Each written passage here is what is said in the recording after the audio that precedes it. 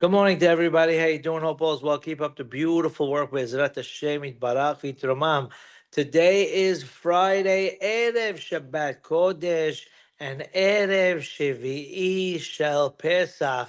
Be'ezrat Hashem Yitbarach. Just like Hashem did the impossible for Am Yisrael, he should do the impossible again, what seems impossible.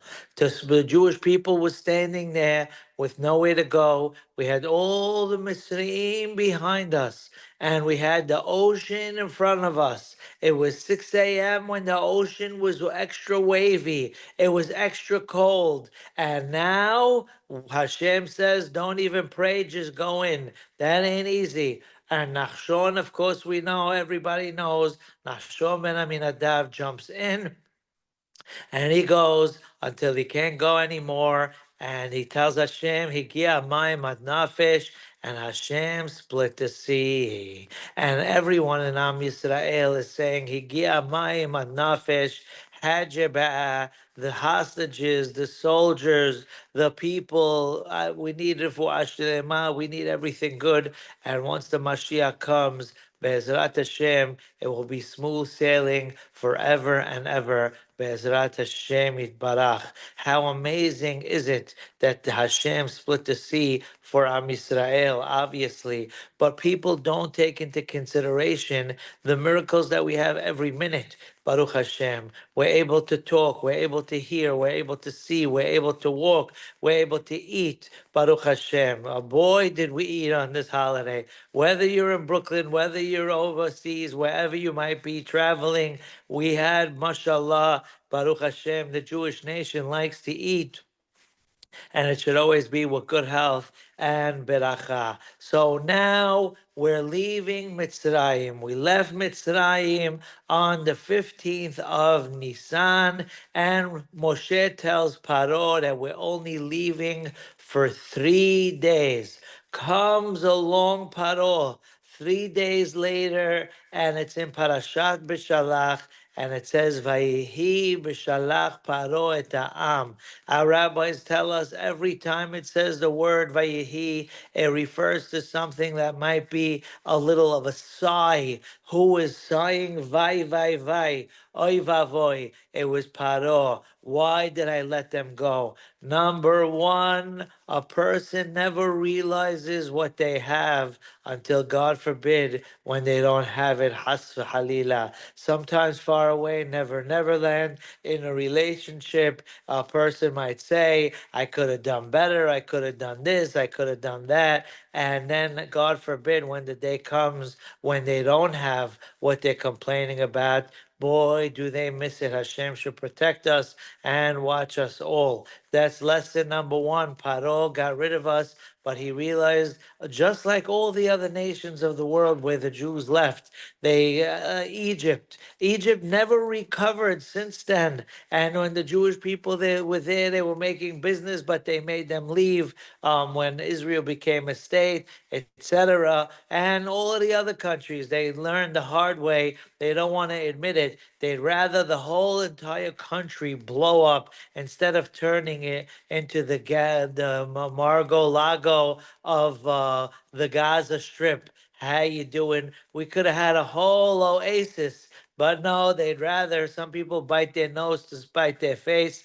These people blew up their whole face. Shema Israel. God should watch us all. But anyway, Paro regrets sending us out. He saw we weren't coming back after 3 days. We did ask the question in the past, but we'll ask one more time. How could Moshe say we're only leaving for 3 days if we really are not planning to come back? Not to talk Lashon Hara, of course, but in Wisconsin, when the rabbi is teaching in school and there's 10 minutes left and the kid raises their, Rabbi, could I go to the bathroom? I really got to go. Sure, no problem. And he has his coat on and his backpack. The rabbi's like, why do you need your coat and your backpack to the bathroom? All kinds of excuses. That kid ain't coming back after dismissal. So why did Moshe say we're coming back? And the Ora Hayim HaKadosh tells us that Paro had to get punished,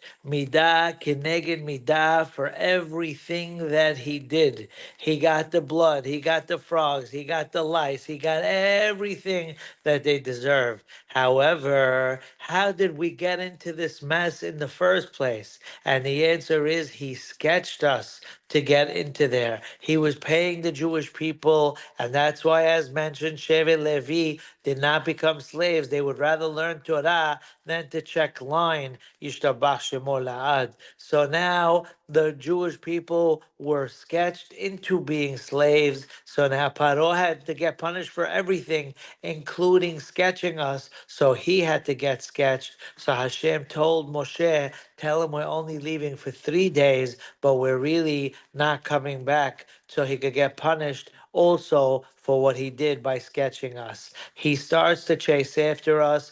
It was 6 days that we were traveling, and he caught up to us in 3 days. He has an army, he has his horses and carriages, and where Am Yisrael, you're always waiting for that one to come. Where are you till you leave? Every Hol Moed trip. Tomorrow we're leaving at 9 a.m. And Baruch Hashem, finally everyone gets ready at about 1:30 in the afternoon. After this one needs the restroom and this one needs that, and we're ready to go. And the place closes at 3:30. How you doing? But anyway, the Jewish people, we got there 6 days, and it was the seventh day in the morning, and Paro's catching up on us, and that's when we're standing by the sea, and all of a sudden, as mentioned, Hashem, Moshe prays to Hashem, the people complained to Moshe, Moshe prays to Hashem, and Hashem said, just go, just do it, and I will do the rest. And of course, boy, did he split the sea.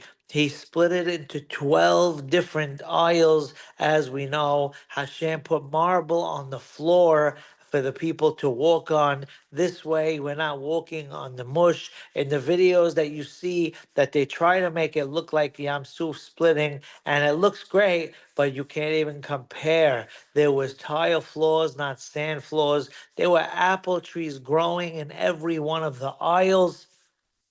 And if somebody wanted water, the walls of water, even though the sea is salt water, it became sweet water if somebody wanted a drink. What somebody saw, anybody saw on the Yam Suf, even if we had a housekeeper following us, with us, being part of us, they came, they saw a revelation of Hashem that the greatest of greatest prophets did not see. Imagine, Yishtabach Shemo La'ad, there are certain things in Judaism that our rabbis tell us is like Yam Suf. Kasher kikriyat Yam Suf. Making a match between a husband and wife is kasher kekriyat Yam Suf. Parnasa is kasher kekriyat Yam Suf. What does kasher mean? Kasher means hard. There's nothing hard for Hashem. Why do we say kasher kekriyat Yam Suf? And our rabbis tell us that when it comes to splitting the sea, a human being had to jump in first, and then Hashem made it split. When it comes to parnasah in this world, we have to do our part. We have to go to work. You can't just sit down on the couch and expect to make flus, right? A person has to go to work. Same thing over here. Hashem says, you do your part in the parnasah, and I will do mine, Bezrat Hashem. And also when it comes to making matches, a person can't just stay laying down in their bed, not doing any hishtadlut. We have to do the hishtadlut. So that's what it means, the Yam Suf. Those two things are like the Yam Suf, where we have to have a human being getting involved. So our rabbis ask, what does kasher mean? That it's hard. We still didn't answer that question. There's nothing hard for Hashem, but on the surface, it's for us to understand. Just like Hashem has no hand and no arm, and he took us out of Egypt with an outstretched arm, for us to understand that sometimes it's easier for an adult to do something than a child helping the adult to do something. When you're putting together a set of bookshelves and mashallah, the little kid wants to help you, so it makes it harder when they're there, so to speak, with Hashem as well. When a human being has to get involved, it makes it harder, but Hashem wants us to do it, and that's why it says, Kasher Kikriyat Yamsuf. Now we have to know that those 12 aisles that split and Am Yisrael crossed through, every tribe was in a different aisle, and the water in between was see through. Why was it see through? A person isn't happy in life if he himself is being saved and others are not being saved. Obviously, how could that be? And therefore, Hashem made it that it's see through. This way, everyone sees each other leaving, and that's true happiness. Yishtabach Shemo La'ad. Now, that didn't go straight across like it does in the movie. They came back to the side that they were on. And if you think about it, if you have 12 aisles that went back to the side, so it's sort of like a rainbow that you have the different aisles in an arch, and the inner ones got there faster than the outer ones. That's why also sometimes people make parnasah much easier than others. Sometimes Hashem should give everyone beracha, but when it says it's like Yam Suf, some people got there quicker than the other one. You have to go be on the outer one and all the way around, then you get back. So it takes much longer than the person in the middle that just goes a much shorter journey. And sometimes also with matches, people find buzzras easy, and sometimes it takes longer for people to find their buzzra. But a person has to know it's all Hashem, and Hashem has his purpose and his reason, and that's why Hashem tells us these things are like Yam Suf, that just like Hashem made it happen, we thought it was impossible. Person can never think anything is impossible, because with Hashem and doing his part, obviously nothing is impossible. So what are we supposed to take out of this holiday? Number one, that everything happens for a reason. Hashem is orchestrating the world. Number two, like we said, sometimes we think, nah, it's not going to happen. It's impossible. There's nothing that's impossible. And if we still believe, Hashem will make it possible. We can never shut the faucet of believing. Person can't just say, you know what, Hashem's not going to do it. I give up. That's it. Wrong. As long as you keep thinking that it could happen, it could happen. We gave the example. If someone opens a faucet and there's no water coming out, but they're waiting and waiting, and as long as the faucet's open, there's still a chance that the water could come. But if a person shuts the faucet, then even if the water does come, it doesn't come out of the faucet because the faucet is shut. And that's how our emunah works as well. When the Egyptians came in to follow us, the Hashem brought the seventh day of Choshech, of darkness, on the Egyptians when they came into the splitting of the sea. When they came in,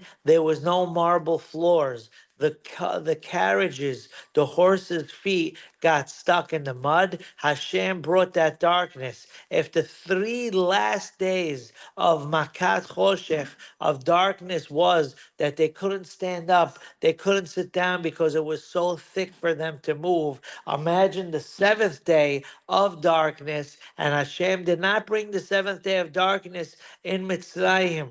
Hashem brought the 7th day of darkness on the Egyptians that came into the water on our 7th day of the holiday, which was the splitting of the sea. And since this beautiful phenomenon happened early in the morning, so tomorrow morning, I'm sure many of you will be waking up very early, going to shul like 5:30, and some people even go to the ocean where they are to say the learning of the splitting of the sea, of the Shirah, of thanking Hashem.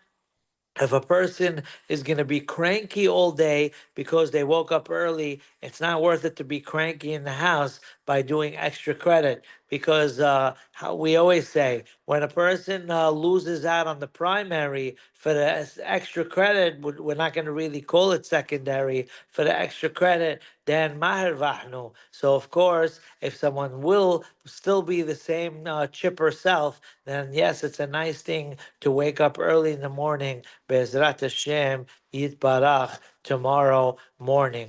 When the water closed on the Egyptians, the people were scared. They thought that just like the Jews, they themselves came out, so too the Egyptians are going to come out and get them. But they already were drowned, and each one got what they deserved. It says in Az Yashir was said simultaneously by the Jewish people. Even the babies in the mother's stomachs were singing Shira at that moment, had a prophecy, singing Az Yashir, everybody together. And in Az Yashir, it says, some fell ka'oferet, like lead, some yidimu ka'aven, fell like stone, and then some yochlemo kakash, like straw. Either it was straw, stone, or lead. How did they sink? And the answer is depends. If it was someone that was pretty good to us and they just had to follow orders, etc., then the rule is they drowned right away without suffering. And they went down to the bottom of the sea like lead. And if they were heke, then they went down like a rock. A rock doesn't go as fast as lead. And then if they were the sha'im, then they got splashed around, just like if you throw straw into the ocean, it's not sinking. It's going to get tossed around for who knows how long. And that's why we have the three items. But after they perished, the people were scared and I started crying to Moshe. Maybe they're going to come out. And Hashem tells the angel in charge of the sea, split them out. And the angel in charge of the sea says, Hashem, the animal creatures already started to eat the Egyptians. Heke, Jaws, Shamu, Nemo, Heke, SpongeBob, whoever it might be, they're eating the Egyptians. And Hashem tells them, you know what? Spit them out and tell them I'll reward them with interest. You're allowed to pay interest to the ocean, and the ocean spits them out with all their spoils. The Bizat Hayam, the wealth that the Jewish people accumulated from the splitting of the sea as well, was amazing. In the old days, when a soldier went to war, he carried his booty with him, his spoils, and they all had their spoils with them from over the years from fighting in war. And now that the ocean spit them out, it came out with the gold, and the Jewish people, Baruch Hashem, not only did they get saved, but they got a little cha-ching, a little bonus. And also, that's why it's a time to pray for beracha, for parnasah, over this holiday, Be'ezrat Hashem, as well, because like we said, we got the Bizat Hayam, we got the spoils of the sea. Where did Hashem pay back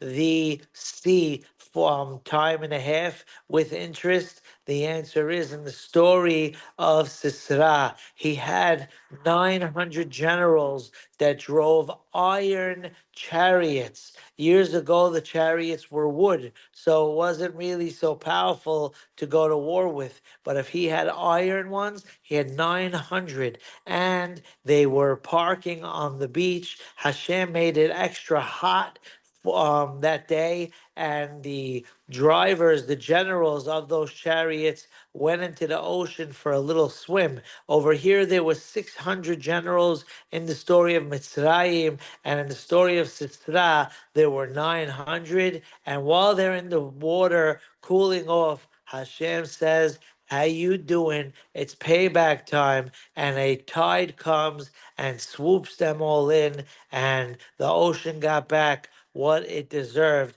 Yishtabach Shemo La'ad. So it's a beautiful holiday. Hashem should bless us all and show us good things. Before we finish the class, we just have to keep in mind that we talk about this every year. Tonight, candle lighting is 7:20, and there's different times for different minyanim.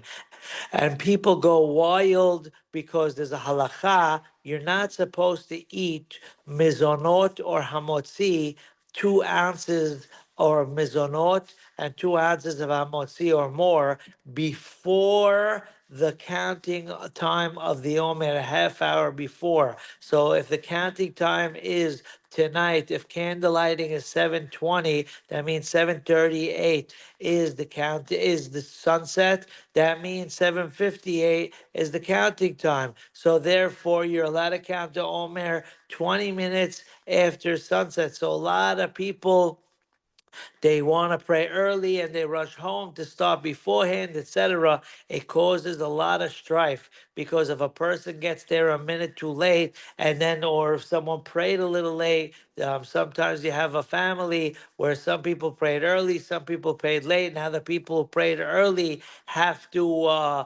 wait for the people who prayed late. Guess what? We don't have to go through all of this. Number one, this problem doesn't only exist in the Omer. It exists every single evening with Kriyat Shema in our beat. And yes, there are loopholes. You have people eating spaghetti and washing for pizza or whatever it is before their shawarma. I don't want to get too graphic because it's still hametz. I don't want you to have to crave a nice heke brick oven pizza. First pie of pizza goes for 1,800 Motzei holiday, and the guy uses his maaser money. How you doing? So he's eating pizza with maaser money. But anyway, back to our subject. The halakha tells us you're allowed to make a reminder this way and eat whenever you want this evening and any other evening in the Omer days. You put the card on your pillow, you put a sidur on your pillow,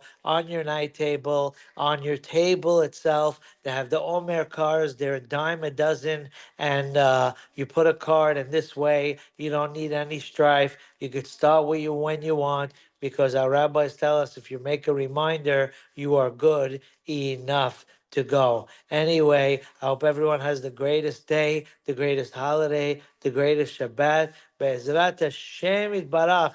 Enjoy each other. Enjoy the weather. If you didn't say Birkat Ilanot, say it now. Make sure you don't want to miss it. Be'ezrat Hashem, because that's it. Once the flowers fall off the trees, you're not allowed to make the beracha anymore. So make sure you say it. Don't delay. Have the greatest day. All the best. Take care. Bye.